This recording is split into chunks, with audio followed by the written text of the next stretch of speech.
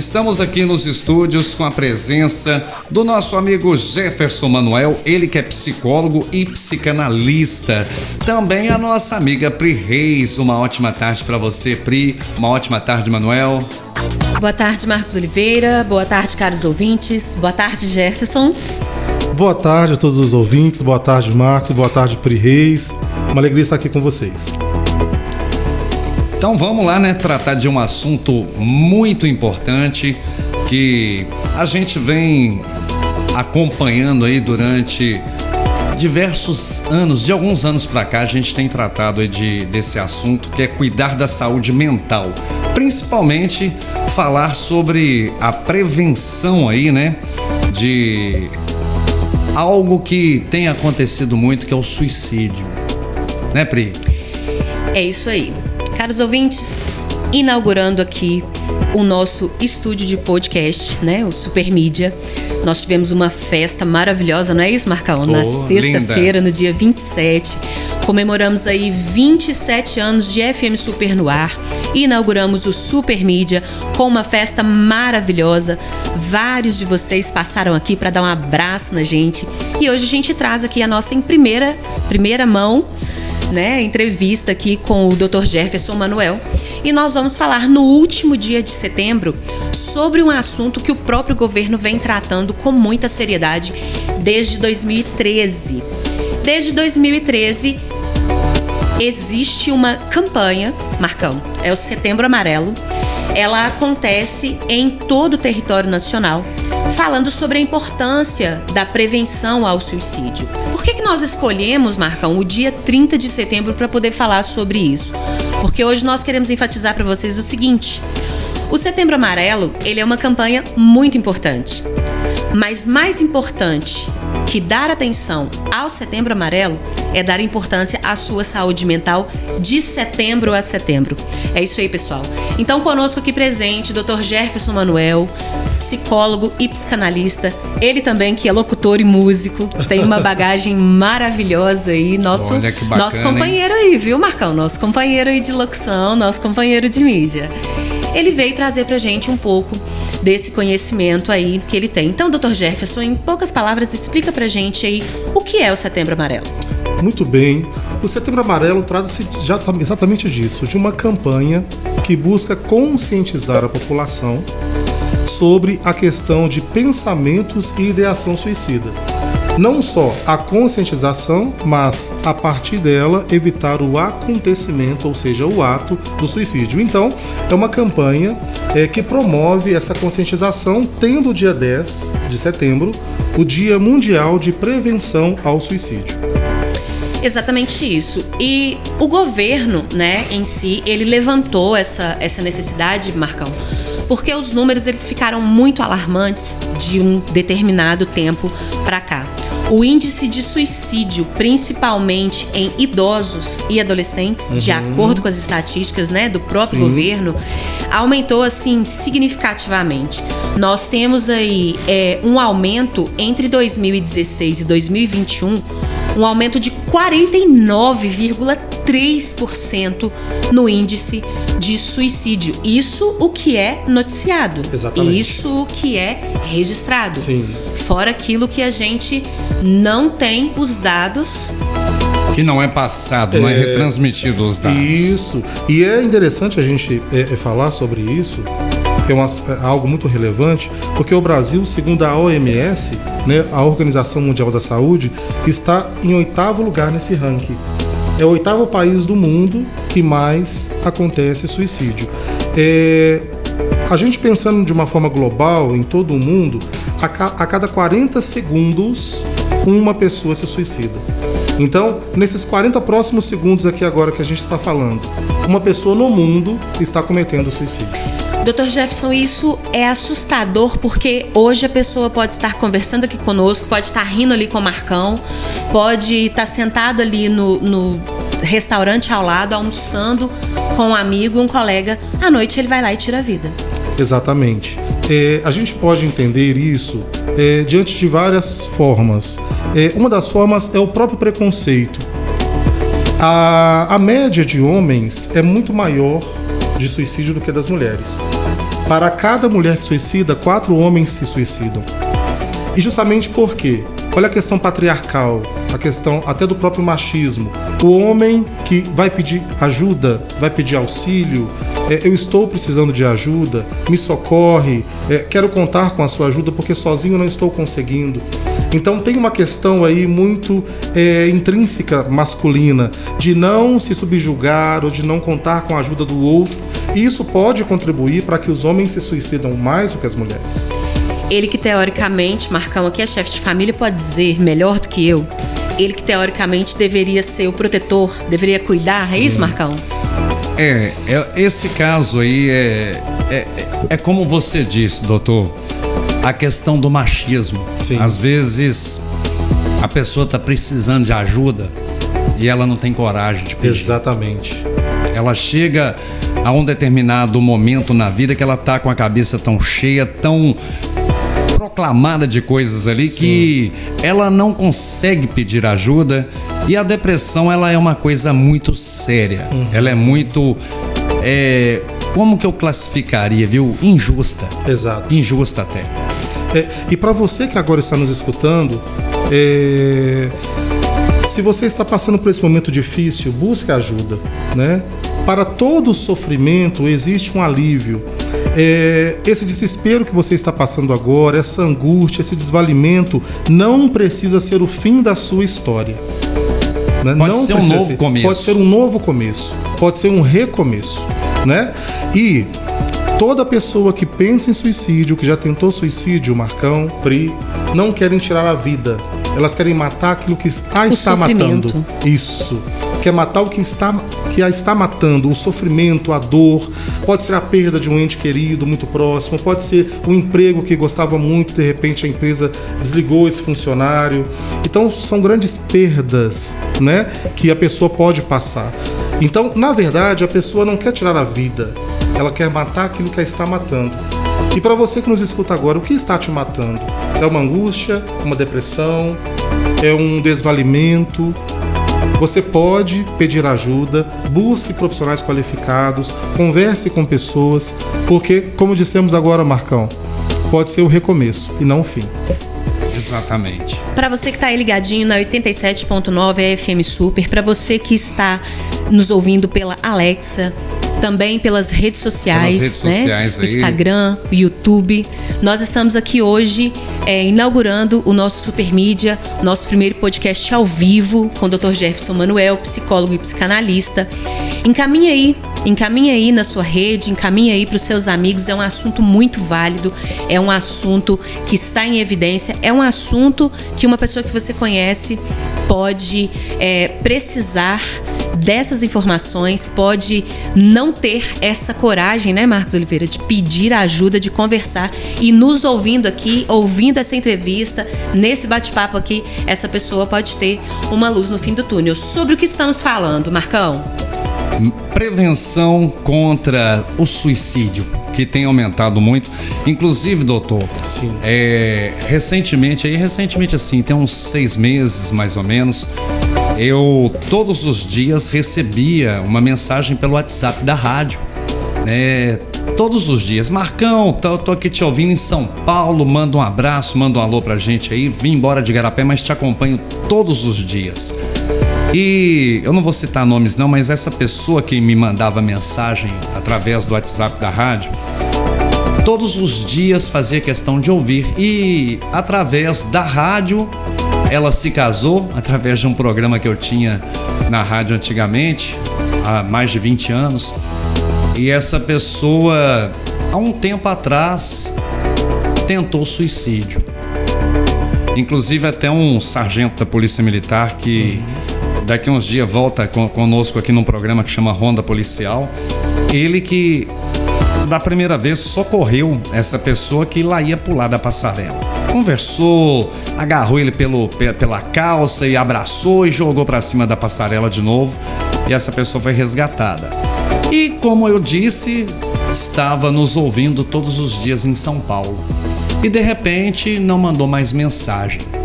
4 dias sem nenhuma mensagem na rádio. Eu até mandei a mensagem: opa, e aí meu amigo, beleza? Bacana, como é que você tá? Dia seguinte, o 5º dia, a ex-companheira, na qual foram casados através da rádio, ficaram casados 17 anos, me ligou: Marcão, você tem contato do fulano? Tem. Ele escuta a gente todo dia, mas tem uns 3, 4 dias que não manda mensagem aqui mais. Tem como você me passar o telefone? Eu tô tentando entrar em contato. Tá, passei.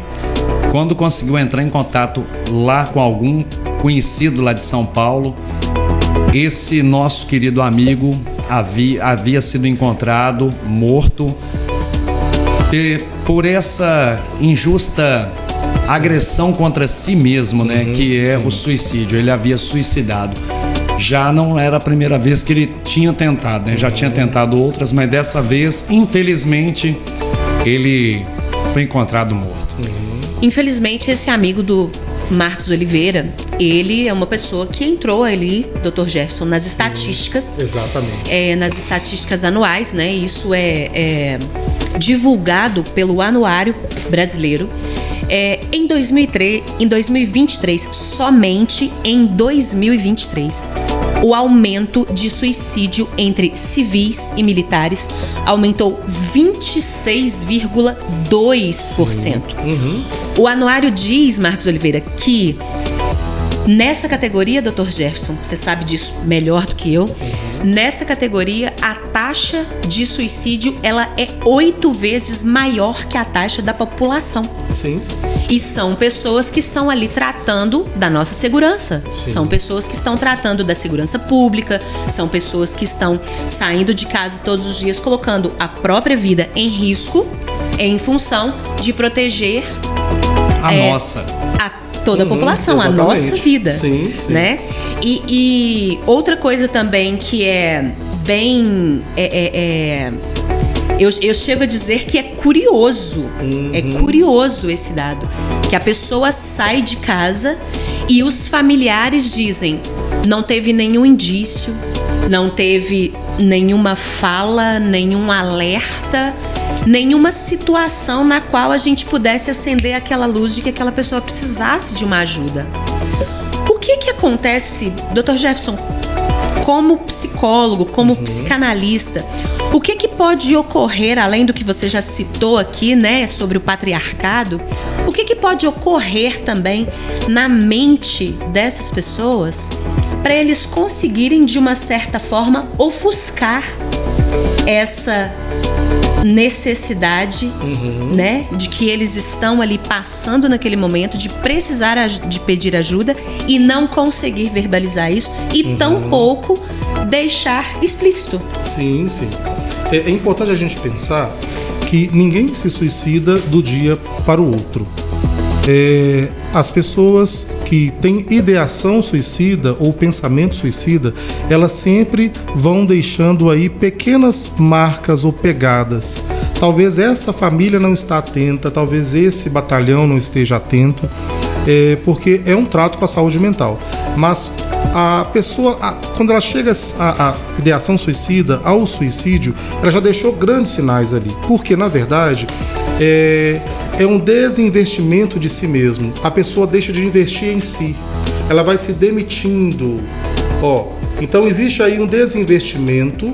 Ela vai se demitindo e vai se despedindo de uma forma muito sutil. E aí ela pode deixar uma carta, ela pode parar de mandar uma mensagem. O Marcão, por exemplo, observou no 4º dia, né? Então, uma pessoa que mandava mensagem todos os dias e que já tinha tentado outras vezes. Então, sinais são dados. Sinais as pessoas, elas deixam.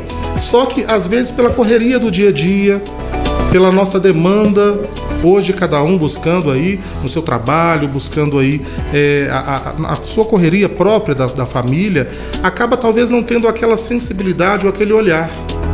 Mas sinais são emitidos, sinais são deixados, como se fossem pequenas pegadas, pequenas marcas. Agora, cabe à família, a gente chama de rede, né? Então, você que está nos escutando agora, que tem um ente querido, um parente, um amigo que já tentou o suicídio, acionar a rede imediatamente. Parentes, amigos, pessoas que trabalham, colegas de escola, pessoas que estão no entorno dessa pessoa que tentou ideação suicida, que pensou em suicídio, porque a rede tem um papel fundamental. essa pessoa ela precisa sentir-se inserida novamente, porque há um alto grau de baixa autoestima. Então ela não tem uma estima. O que é a baixa autoestima? É a falta de estima em si mesmo. Então, se ela não tem estima em si mesmo, ela não tem mais o quê? O sentido da vida. Ela não tem mais o porquê caminhar, o porquê acordar todos os dias. Porque precisa ter uma agressividade para você levantar da cama todos os dias e enfrentar o seu dia. E trabalhar, e ir para a escola. Essa agressividade a pessoa não tem mais, dada a baixa autoestima. Então é preciso buscar entender o contexto. São vários motivos, né? Dívidas. No caso dos homens aí, né? Um pai de família está devendo, não tem quem empresta, não sabe de onde tirar. Ele vai o quê? Caminhar para quê? Matar aquilo que está matando. O que o está matando? A dívida. Então ele vai tirar a sua vida. Mas não justifica. O fim, a sua história não precisa ter esse fim. É sobre isso que a gente está falando aqui hoje, dessa prevenção, né? E vocês que estão nos escutando são agentes, né? Levem essa mensagem, busquem ter esse olhar. A história dessa pessoa que já tentou, já comentou com você, ela não precisa ter esse fim. Exatamente. Como o Dr. Jefferson deixou explícito aqui pra gente, não acontece da noite pro dia, né, Marcos? Não. Vai de uma forma crescente ali, acontecendo, e dessa forma crescente os sinais eles ficam mais explícitos. Isso. Se a rede está atenta. Exatamente. Então, de que forma, Dr. Jefferson, vocês da área da psicanálise, vocês da área da psicologia, sugerem que a ação preventiva comece? Ela deve começar nos primeiros sinais ou sem nenhum sinal? De que forma nós, né, meros mortais, nós não estamos aqui falando apenas, né, dos civis, dos militares, exato, apenas do número alarmante de jovens que tem aumentado cada vez mais, mas nós estamos falando no todo. De que forma essas pessoas podem empreender-se? De que forma essas pessoas podem se prevenir, cuidar da saúde mental de forma preventiva e não apenas quando ela precisa, quando ela necessita dessa ajuda? Interessante a pergunta, Priscila. Por quê? Nem sempre a pessoa ela vai pedir essa ajuda verbalmente. Uma vez que ela já se encontra fragilizada, né? Ela está se desinvestindo de si mesma, ela está se despedindo de si mesma e do mundo. Às vezes o sinal, essa ajuda, ela não vai se dar na palavra, mas ela pode vir em forma de atos e atitudes. Então, se você mora com alguém, se você conhece os hábitos dessa pessoa, e essa pessoa está mudando o seu comportamento, deixando de ser aquela pessoa que sempre foi, é um alerta.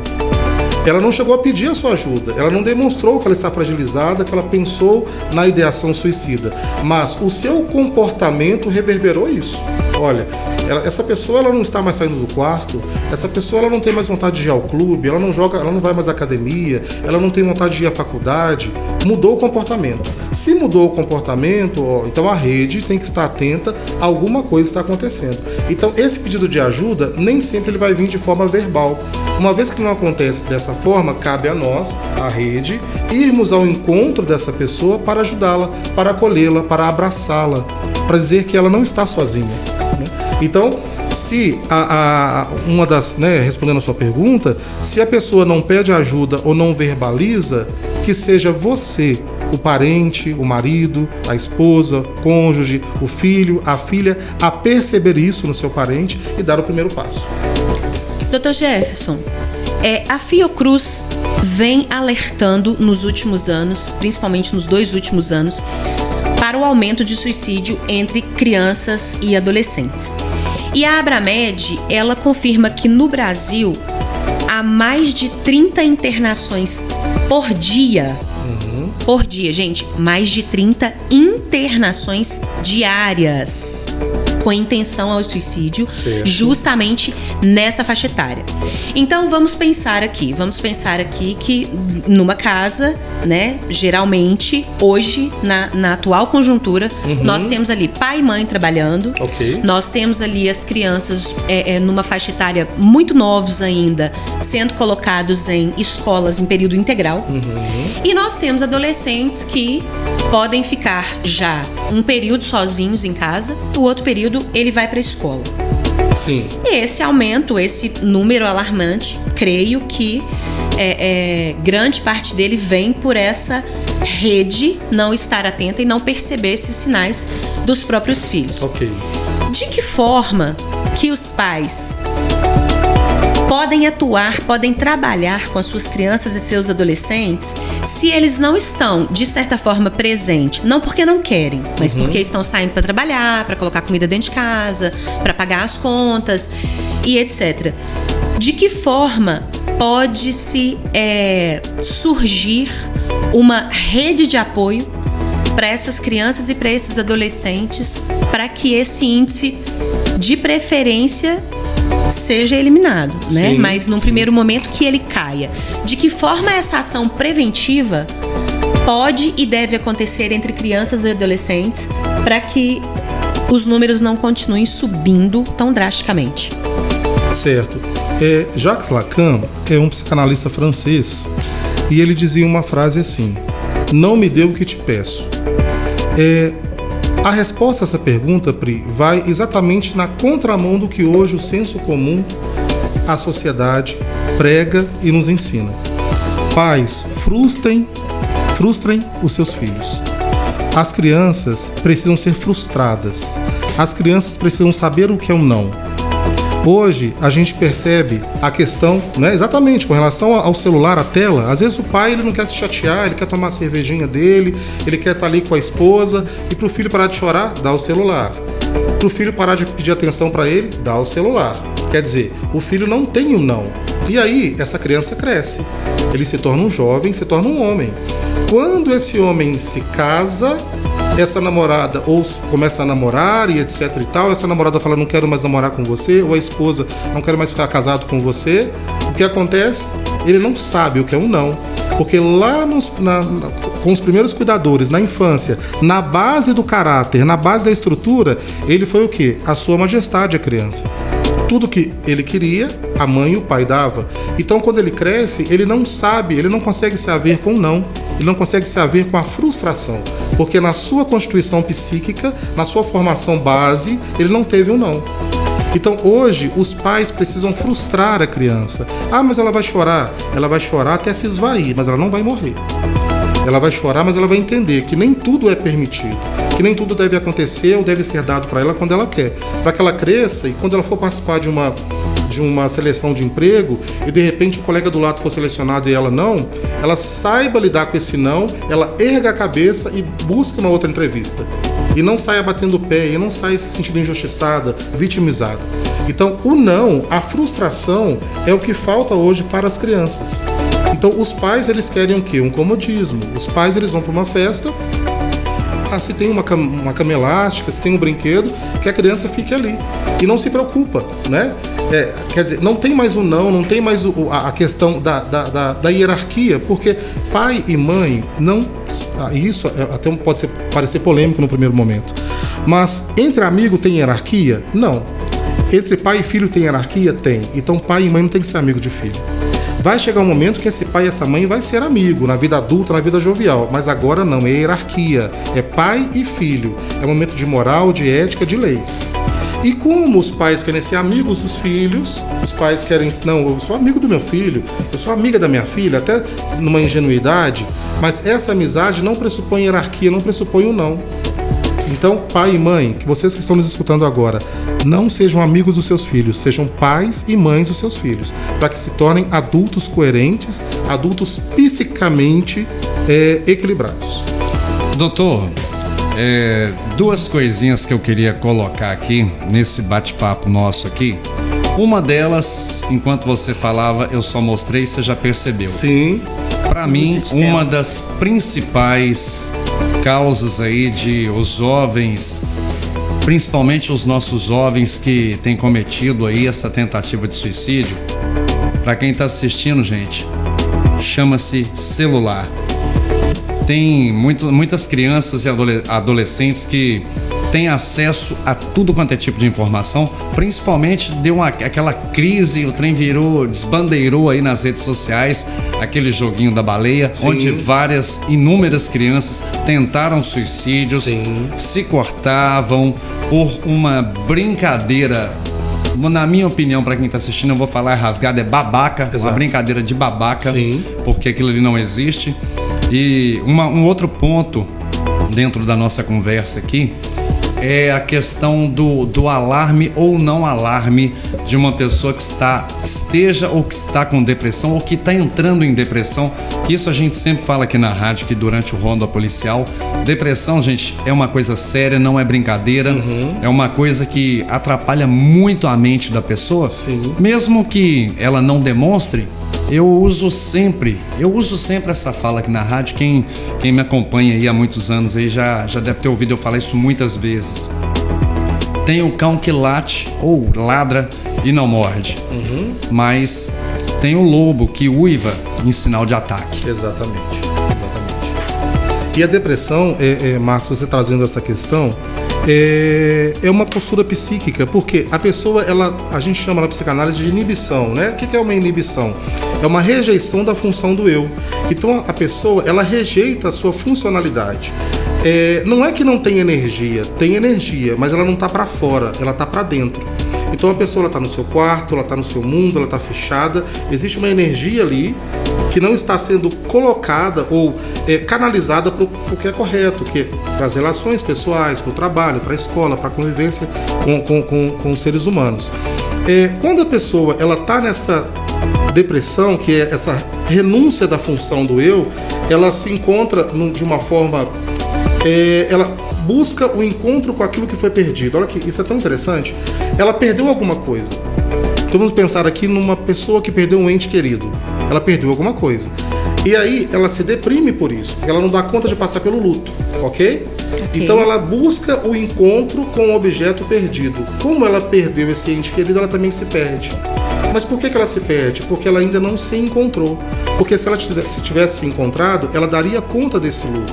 E entenderia e iria ressignificar e reelaborar isso.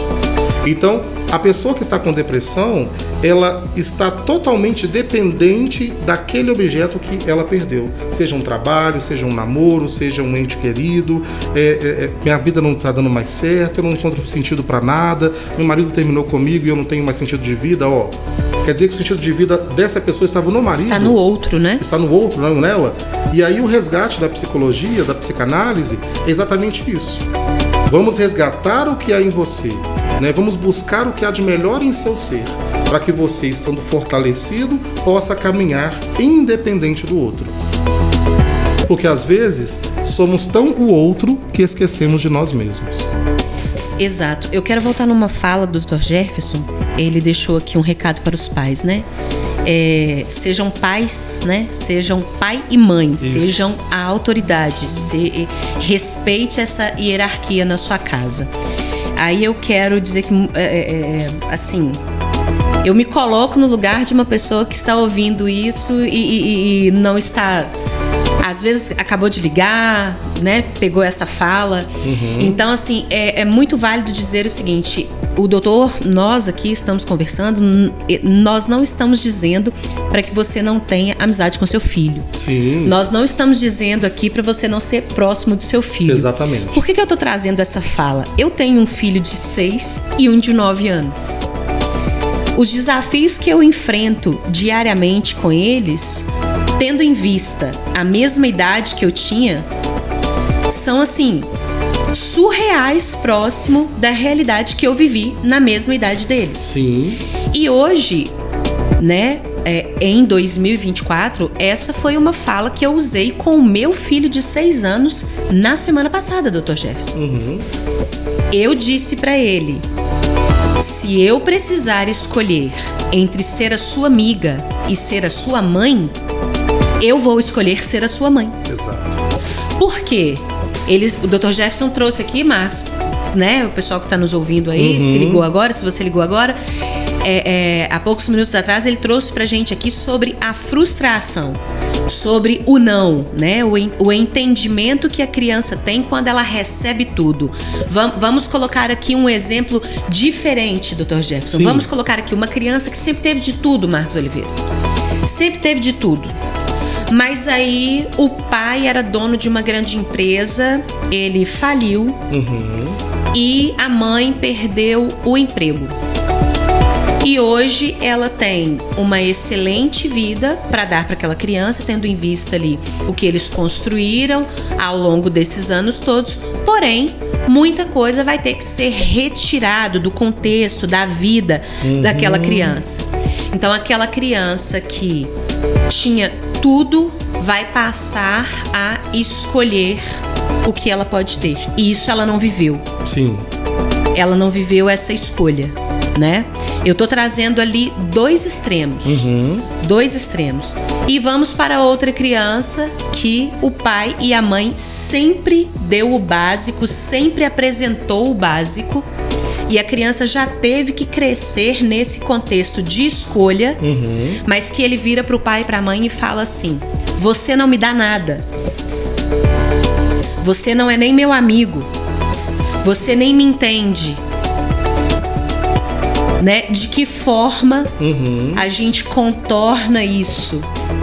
Então, assim, entre escolher ser amigo do seu filho e dar a ele a educação, a criação que ele precisa, o que você, enquanto pai, vai escolher?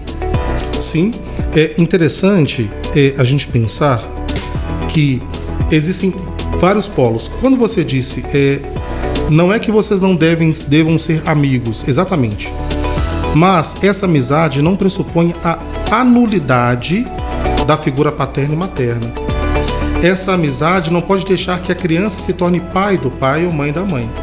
Então é uma amizade ponderada, uma amizade formativa, uma amizade que forja o caráter da criança.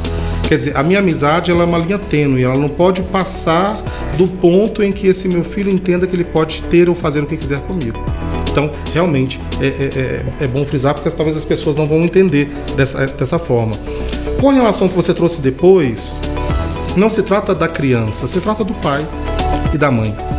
Se a criança fala, você não me dá nada, você é um pai miserável, você é uma mãe miserável, não trata da criança, trata do pai dar conta de ouvir isso e entender que ele não é o que o filho está falando. Porque uma criança talvez não tenha uma capacidade elaborativa, ela não tem ali um senso crítico e ela fala no afã de desabafar, de querer afetar o pai e a mãe, de querer obter aquilo que ela quer. Então não se trata da criança, mas do pai e da mãe ter a plenitude, a saúde mental, o equilíbrio de entender, de engolir aquilo e saber que aquela fala não o define e que o que está acontecendo para aquela criança, privação disso, daquilo, é o melhor para ele. Então se trata do pai, da mãe e não da criança. Porque a criança vai falar, porque ela não tem ainda digamos assim, uma consciência. Mas o pai e a mãe sim. Ah, mas eu não tenho essa consciência, meu filho fala, me irrita, me afeta. Busque ajuda, busque se conhecer, porque diz de você e não dele. Se você não consegue lidar com a frustração do seu filho, pode ser que você esteja se vendo ali naquela cena, Dr. Gerson. Exatamente. Aí esse filho está reinaugurando algo que está dentro de você e você não deu conta, que é um conceito que a psicanálise traz, chamado de contratransferência. Sabe aquela questão assim, não fui com a cara do fulano, meu santo não bateu, eu nunca vi ele, mas aquele nunca passou por isso. Né? Não é que o seu santo não bateu, é que aquela pessoa reinaugurou em você algo lá da sua infância que não foi resolvido. Porque nós somos a soma do nosso passado. Então nós não somos apenas o que nós temos hoje de idade. As nossas vivências e experiências emocionais estão todas aqui no inconsciente. E aquela pessoa pode ter reinaugurado em você, por uma aparência física, por um tom de voz, por um jeito de ser, de alguém que lá no passado, na sua infância, causou aí alguma situação traumática. Então isso reinaugurado faz com que você tenha uma contratransferência e essa contratransferência faz você se distanciar, querer se distanciar dessa pessoa. É muito interessante isso. Vou trazer isso aqui para o nosso meio profissional, Marcos Oliveira. Né? Vou trazer isso aqui para o nosso meio profissional. É muito interessante. Nós temos aqui... Gente, nós não vamos abrir e falar a idade de todo mundo aqui, mas todo mundo aqui é 40 a mais. Eu tô no Zenta, mas na segunda fase. Não conta, não, Marcos. Na segunda fase. Não, mas o meu cabelo já denuncia tudo, não tem jeito, não. Ou não, meu pai, ele tinha esse cabelo aos 20. Pois isso aí é, depende. Né? Hoje em dia tá na moda. Você tá na moda, mas viu, tá Marcos bom, Oliveira? aqui, ó, Você tá na moda. corpinho de 20, disposição de 15, tá bom. Mas Esse é o Marcos Oliveira. doutor, assim, esse assunto, ele é muito importante. A gente tá levando até vocês que estão nos assistindo, vocês que estão nos ouvindo aí através do rádio. Pois não só nossos jovens, crianças, essa forma de a gente falar o não para a criança. Eu, por exemplo, a minha mãe trabalhava num restaurante, ela pedia o que ela limpava das carnes que ia ser servida no restaurante para o patrão. Eu não sei se ele pensava que era para poder jogar para cachorro, não, mas era a carne que a gente comia em casa, que era uma mochibinha, mas da melhor qualidade. Ô mãe, tô com saudade daquela mochiba, viu? Que as mochibinhas fritinhas, tinha muito, né, naquela... Como é que chama? Lata? Na lata. Na lata. Ela guardava na lata ainda a mochibinha que ela fazia limpeza. Guardava na banha. Exato. Isso. Então, nem por isso, né, a gente... Eu, por exemplo, me dou como exemplo de que a minha mãe nunca pôde... Não, a única coisa que às vezes ela me cobrava e sempre cobrou e cobra até hoje, meu filho, estuda para você ser alguém, para você conseguir alguma coisa, para você ter alguma coisa. Então essa era a cobrança. E quando precisava de couro, dava sem um pingo de dó.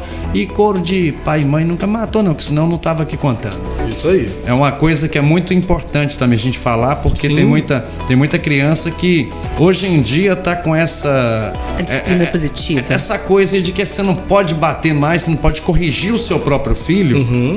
Então, é assim, é lógico que pode. Não, claro, a agressão, a violência em si, extremo, espancar também não. Exato. Mas eu acho que um bom corretivo, às vezes, a própria Bíblia fala, né? Maciar a carne, de vez em quando. Isso aí. É necessário, né? Mas voltando aqui ao contexto que eu ia trazendo aqui para o nosso meio profissional, Dr. Jefferson, às vezes a gente encontra, né?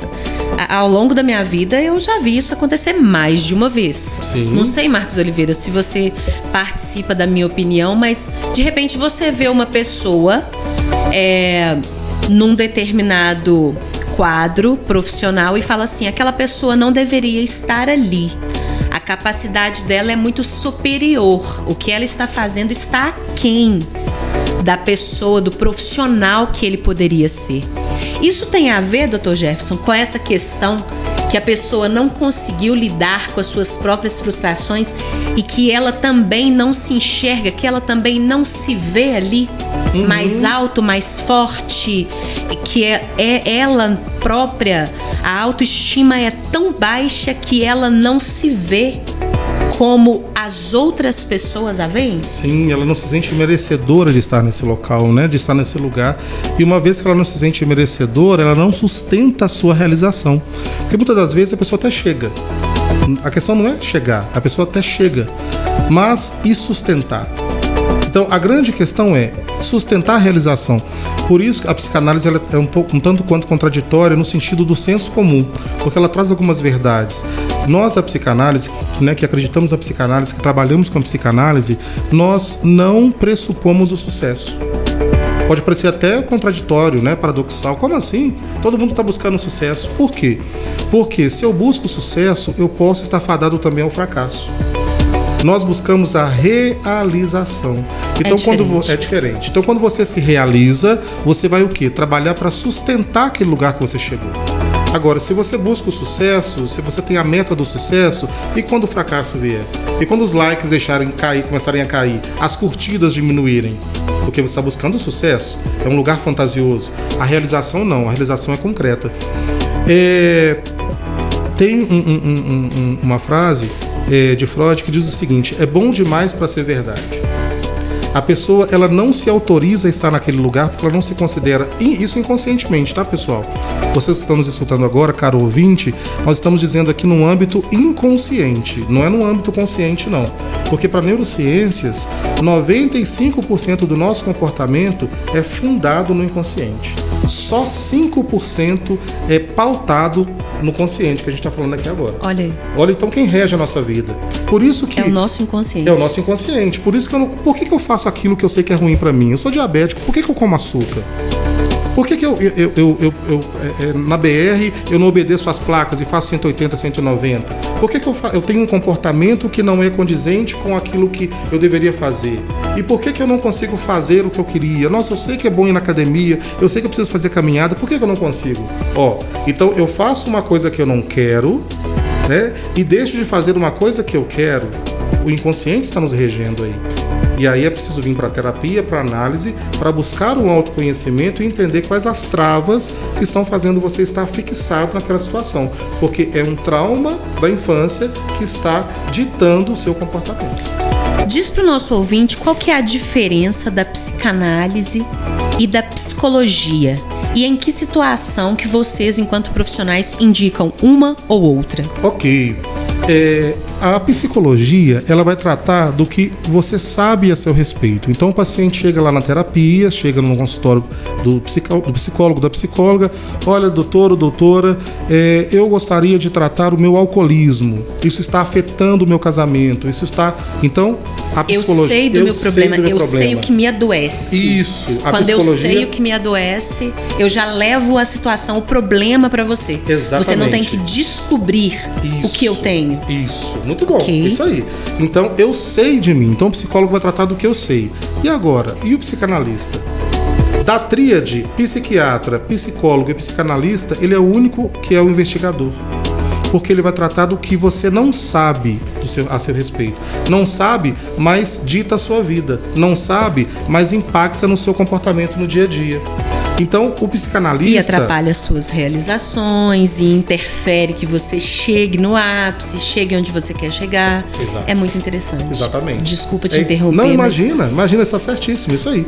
Então, uma vez que o paciente ele vai para a psicanálise, ele vai para a análise, através da livre associação, que é uma técnica que nós temos, onde o paciente fala de forma despropositada, eu não sei por onde começar, e aí esse não sei por onde começar permite que esse paranalítico entre paciente e psicanalista comecem a acessar o que está no inconsciente. Porque se ele leva uma coisa pronta, se ele leva um script, um manual, isso pode ser um mecanismo de defesa inconsciente para não entrar em contato com o que precisa de fato ser acessado. Então, quanto menos você vai para a análise sem saber o que falar, mais o processo analítico vai acontecer. Porque aí o psicanalista, juntamente com você nesse paranalítico, vai poder acessar o inconsciente. Então, muitas vezes a gente está ouvindo, né, Marcos Oliveira, uma entrevista dessa e fala assim, não vou prestar atenção nessa entrevista não, porque esse tema Setembro Amarelo não é para mim. Eu não passo por isso, eu não faço parte das estatísticas, eu não estou com problema mental. Nenhum parente meu passou por isso. Nenhum parente meu passou por isso. Mas aí, né, eu vou dizer para você o seguinte... aliás, eu não vou dizer não, vou deixar o Dr. Jefferson dizer com uma pergunta. Quem deveria fazer terapia, Dr. Jefferson? Olha, na nossa opinião, enquanto profissional da saúde mental, enquanto psicólogo e psicanalista, todos nós. E por quê? Porque o autoconhecimento é uma fonte de libertação para todos. Ao contrário de que muitos pensam, eu estou mal, vou para buscar uma terapia. Eu estou mal, vou buscar uma psicanálise. Não. Nós não vamos para a terapia ou para a análise para mudar o outro. Nós vamos para mudar a nossa forma de nos relacionar com o outro. E quem aqui entre nós não precisa melhorar isso? Então, a terapia não é para mudar o marido, não é para mudar a esposa, não é para mudar o filho ou a filha. Não, eu vou aprender a mudar a forma de me relacionar com o outro.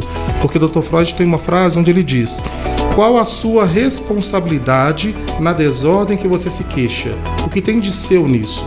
Porque é muito fácil apontar o dedo para o outro. É ele, é ela. Tá, e você? Onde está você nesse processo? Qual a sua responsabilidade? Como você participa? Mesmo que de forma inconsciente, porque o inconsciente também é seu. Então, mesmo que de forma inconsciente, você pode estar participando de uma situação onde você está trazendo uma reclamação. Porque a pessoa que reclama, ela não quer resolver. Quem resolve, vai lá e faz. Podem perceber, façam um teste na casa de vocês. Você tem um parente, uma pessoa que você conhece, alguém amigo de você, que reclama. Apresenta uma solução para essa pessoa, ela vira as costas e vai embora, porque ela quer reclamar. O gozo inconsciente está no ato de reclamar.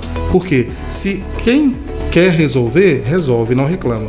Ah, mas aquela pessoa é difícil. Olha, para nós da saúde mental, uma pessoa difícil é a pessoa que não se enquadra no seu script. Uma pessoa que não se enquadra no seu roteiro. Uma pessoa que não corresponde à sua expectativa. Aí sim pode ser uma pessoa difícil. Então a gente aprende na terapia e na análise a parar de apontar o dedo para o outro e a começar a perceber, mesmo que inconsciente, o que tem de meu naquilo que eu estou vivendo. E muitas vezes nessa análise a gente pode prestar atenção, né? Trazendo aqui dentro das minhas realizações o que eu quis alcançar, o que eu quis conquistar na minha vida e que eu não consegui. Por que eu não consegui? Se eu fiz todos os passos, se eu busquei todas as formas para essa realização. A análise, ela pode me dar essas respostas, certo? Isso. Ela pode me destravar questões que eu não enxerguei ali. Isso, exatamente. Porque na análise nós passamos a ter uma reconexão, né? Eu costumo dizer que é uma viagem para dentro. Você não vai para escutar um conselho, não é um coach, não é um orientador vocacional, não é uma pessoa que vai te aconselhar. Você vai lá para quê? Para se ouvir. Porque para nos ouvir é preciso ter um outro. Nós não conseguimos nos ouvir.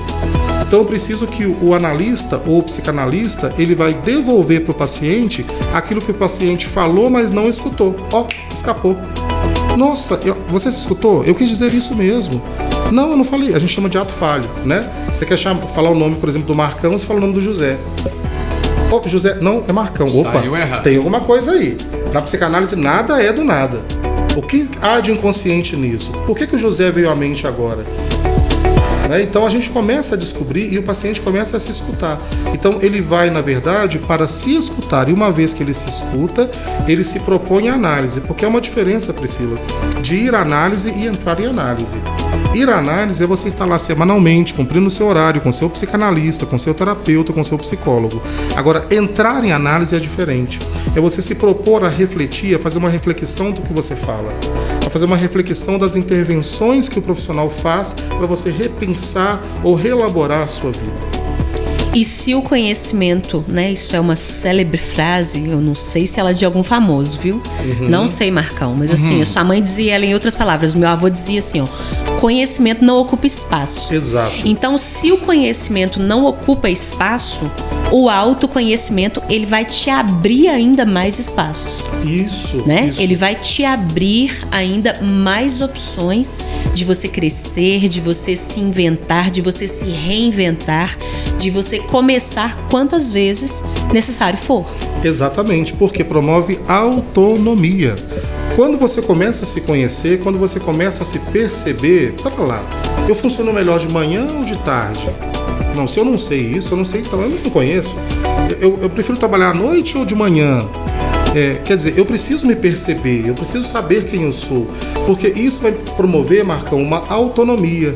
Uma vez que eu sou autônomo, uma vez que eu tenho uma autonomia do meu comportamento, das minhas emoções, eu menos dependo do outro. Então, quanto mais eu me conheço, mais eu conheço os meus limites. Quanto mais eu conheço os meus limites, mais eu me afasto do que me adoece. Então, o autoconhecimento promove o quê? Um distanciamento do adoecer-se. O autoconhecimento promove um aproximar-se da autonomia. Então, é inversamente proporcional. Eu me conheço, melhor, diretamente proporcional. Quanto mais eu me conheço, mais autônomo eu sou. Bacana. É muito interessante isso. Então já falamos aqui sobre... Curioso. E eu vou te falar que esse assunto, 1 hora é pouco, né, Marcos? 1 hora é pouco para esse assunto, porque, gente, vai surgindo, assim, dúvidas, vai surgindo perguntas, e é assunto para várias edições de podcast, né, doutor? É isso aí. É assunto para várias edições de podcast. Então, olha, nós estamos falando aqui, então, sobre a prevenção o ano todo. Então, de alguns pontos que nós detalhamos aqui. Primeira coisa, tenha uma rede, né? Seja ali a sua família uma rede de autoajuda, seja os seus amigos uma rede de autoajuda. Isso. Segundo ponto, perceba a sua rede. Perceba, né? Veja, analise a sua rede. Não só verbalmente. Não só verbalmente. Olhe o comportamento da pessoa. A pessoa me dá bom dia todos os dias. Hoje ela falou boa tarde. No dia seguinte ela não falou nem boa tarde, nem boa noite. Exato. O que aconteceu com essa pessoa, né? A minha esposa, minha filha, o meu marido, o meu irmão, ele tem esse e esse comportamento todos os dias. Hoje ele saiu desse comportamento. Então, perceba ali a sua rede, faça ali uma análise. Terceiro ponto, busque ajuda não apenas quando você tiver algo para ser tratado, Exato. mas busque ajuda em prol principalmente do autoconhecimento, né? Se você, gente, né, a gente não pode ser hipócrita. É lógico que nós não estamos dizendo aqui que todas as pessoas na vida têm condição financeira Exatamente. de fazer psicanálise, de fazer terapia. Sim. Mas todas as pessoas têm condição Exatamente. de buscar na sua cidade grupos de autoajuda, Sim. Grupos terapêuticos, profissionais voluntários. Roda de conversa no posto de roda de saúde. conversa no posto de saúde. Nós temos ali cada prefeitura, né? Aqui o CAPS trabalha muito ativamente com isso, doutor Gênesis. Sim.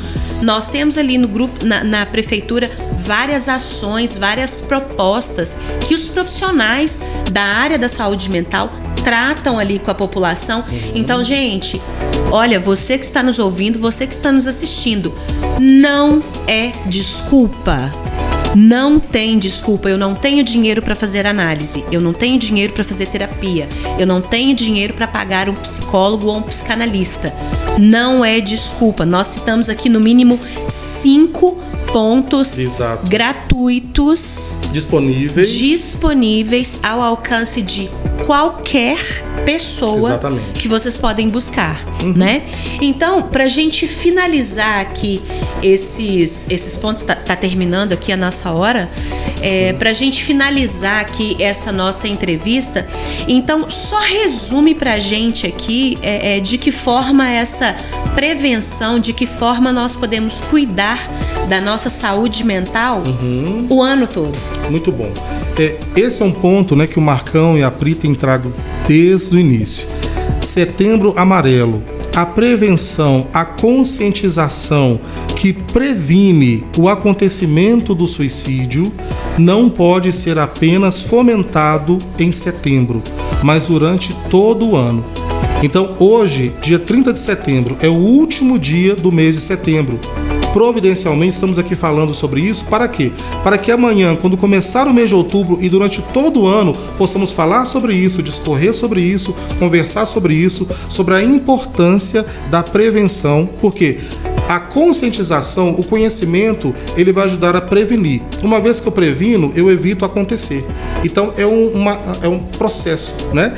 Porque a pessoa que tenta suicídio e tem ideação suicida, o pensamento suicida, para a psicanálise, na verdade, ele está tentando fugir do lado de fora daquilo que ele não consegue escapar do lado de dentro.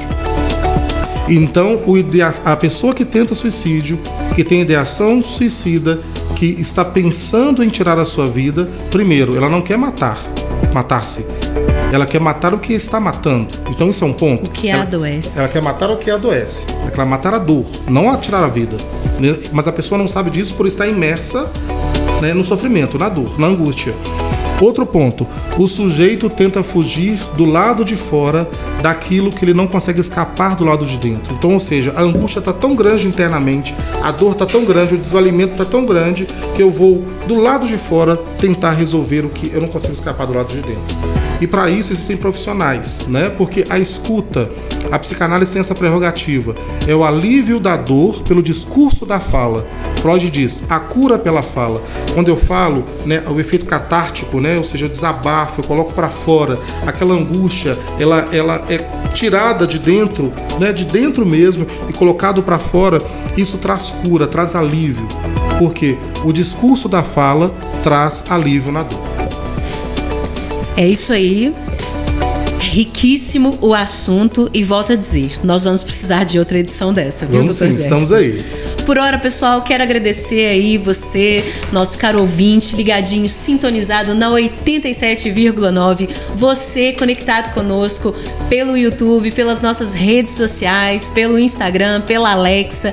Muito obrigado pela sua companhia, muito obrigado por nos assistir, por nos ouvir. Muito obrigada à presença do Dr. Jefferson Manuel, psicólogo, psicanalista, com esse conhecimento riquíssimo conosco aqui na FM Super. Muito obrigado, Marcos Oliveira, por abrir espaço aqui no seu programa, o Super Mix, para a gente trazer esse conteúdo tão rico e tão necessário para você que nos ouve, para você que nos assiste. Esse conteúdo não termina por aqui. Ele vai ficar disponível aí na nossa super mídia, no nosso canal do YouTube, e você pode assistir de novo e você pode compartilhar com muitos amigos e principalmente com aquela pessoa que você sabe que está precisando ouvir sobre isso. Peça ajuda, prevenção é o caminho. Finaliza para nós, Marcos Oliveira. Bom, eu gostaria de agradecer a sua presença, ilustre presença aqui, com essas riquíssimas informações, fonte enorme de conhecimento, e falar com nossos ouvintes que, além de estar disponível, pode deixar a sua pergunta. Você que tem alguma curiosidade, mande pra gente aí, para que a gente possa estar transmitindo para ele, para que ele possa estar voltando aqui e te dando a resposta que você tanto precisa para melhorar a sua vida. Bacana? Por favor, é isso aí. Deixa pra gente aqui, Dr. Jefferson, por favor, o seu Instagram, para quem quiser te seguir nas redes sociais. Sim, vamos lá. O Instagram e o Facebook é @Jefferson com 2 Fs, .Manuel com U. @Jefferson.Manuel. Posso deixar o telefone também? Claro, Pode. por favor. Telefone é 31 DDD 98682 3090. 31 98682 3090. E obrigado também por conhecer, segundo a Priscila, uma das relíquias da cidade de Igarapé. Boa, essa foi boa. Tive aí essa Marcos oportunidade Oliveira, de conhecê-lo, né? Nossa relíquia. Tá certo. Essa de relíquia foi a melhor do dia, viu? Gente, nós Ele é vamos humilde aqui. a si mesmo, viu, pessoal? Ele é humilde a si mesmo. A gente tenta. 4:04 na Super da nossa cidade. Vamos aqui por um breve apoio cultural. Já já a gente volta com muita música, muita coisa bacana pra você.